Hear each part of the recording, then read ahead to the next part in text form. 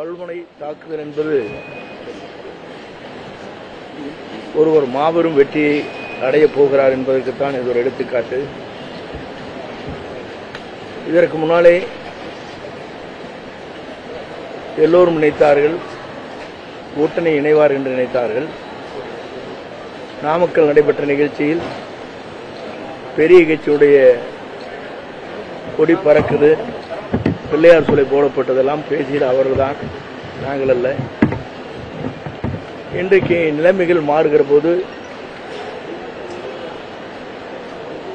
ஒவ்வொருவரும் ஒவ்வொரு கருத்துக்களை சொல்கிறார்கள். உண்மையிலே ஒரு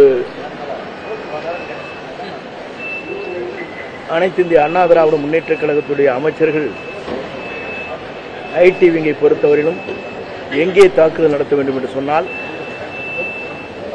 திமுக மீதுதான் என்ன குற்றச்சாட்டில் இருக்கிறது என்பதை அவர்கள் வெளிப்படுத்த வேண்டுமே தவிர திமுகவுக்கு இவர்கள் பி டீமாக செயல்படுகிறார் என்பதற்கு இதுவே ஒரு எடுத்துக்காட்டு. எந்த புதிதாக உருவாக்கப்பட்டிருக்கிற ஒரு இயக்கத்தின் மீது குற்றச்சாட்டு சொல்வது என்பது ஒரு எதிர்க்கட்சியுடைய நடைமுறையில் இதுவரையிலும் இல்லாத ஒன்று. இங்கேதான் ஒவ்வொருவரும் அந்த கருத்துக்களை சொல்லிக் கொண்டிருக்கிறார்கள். இது வேலை நினைக்கக்கூடிய ஒன்று.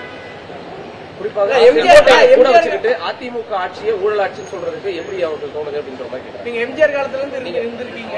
அதிமுக ஆட்சி காலத்துல கல்வி அமைச்சராக இருந்தவர். என்னை பொறுத்தவரையிலும் புரட்சித் தலைவரோடு புரட்சித் தலைவி அம்மாவோடு பயணம் செய்தவன், சிறப்பான முறையில் ஆட்சியில் பங்கு கொண்டவன்.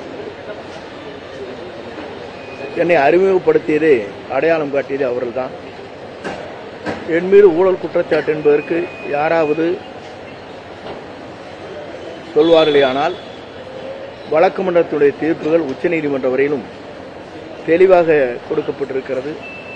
பிளே ஸ்டோர் மற்றும் ஆப் ஸ்டோரில் இருந்து பாலிமர் செயலியை QR கோடு மூலம் பதிவிறக்கம் செய்யுங்கள்.